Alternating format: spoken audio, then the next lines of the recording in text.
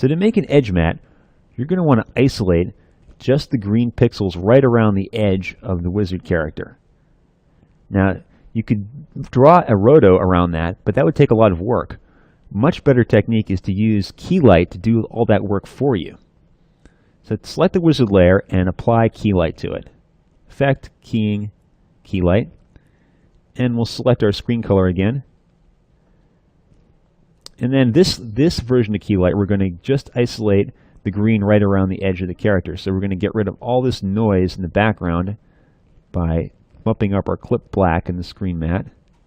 Now we're going to want to increase the width of the matte so we get the edge.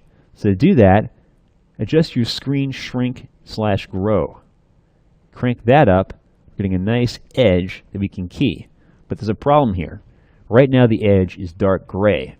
We want this to be green. The reason it's dark gray is key light is applying some color correction to it, which is things you want, but you don't want that. You want it to be green. So let's change the view from final result to intermediate result, which takes off the color correction. Now we have a nice green edge that we can key with another version of key light. Now to create this with roto would have taken us all day, but we did it in seconds with key light. So let's go to frame 25, which is a good representative frame to key. Zoom in with the scroll wheel, use the space bar to pan up, and let's apply key light again to the wizard. Select the wizard layer, go up to Effect, Keying, Key Light to apply a second version of key light. Now in that second version of key light, let's select the screen color, the edge right next to the head, and it looks like a pretty good edge key right off the bat. Looks like there's a little noise though we're going to have to get rid of. So to adjust that level, change the view from final result to status. Now status view will show us exactly what's going on with the key. The black pixels are 100% transparent, white pixels are 100% opaque, green pixels are semi-transparent, semi-opaque.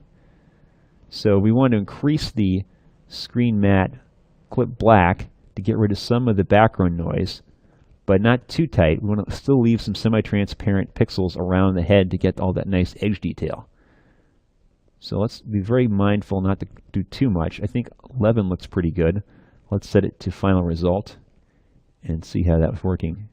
And see, we're getting a nice edge key. It's keeping the detail in the hair, but getting rid of that noise.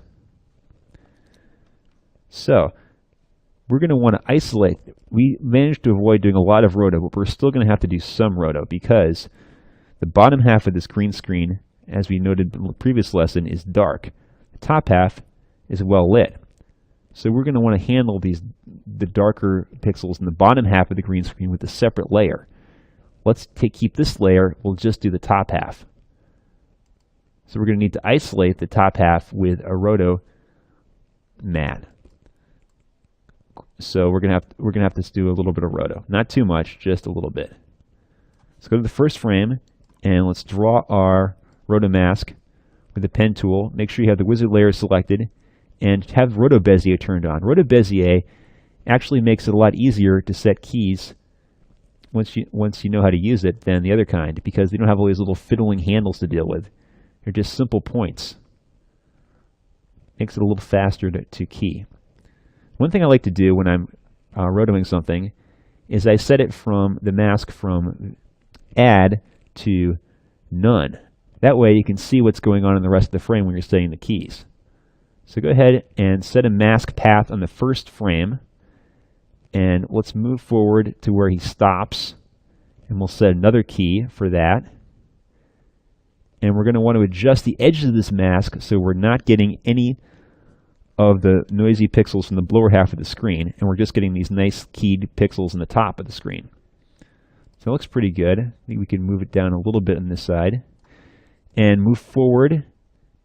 We're going to make sure we're getting he's in frame the whole time, so we're going to adjust this a little bit so we're not missing anything. It's pretty good. I'm noticing though that there's a little bit of noise here that we missed before, so we're going to want to crank that up a little bit to lose that. Should the clip back up just a bit. Okay, that looks better. And the rest of this hair detail we can improve later with a separate holdout matte. Okay, anyway, back to our rotoing. Move forward where he jumps again. Set a key here.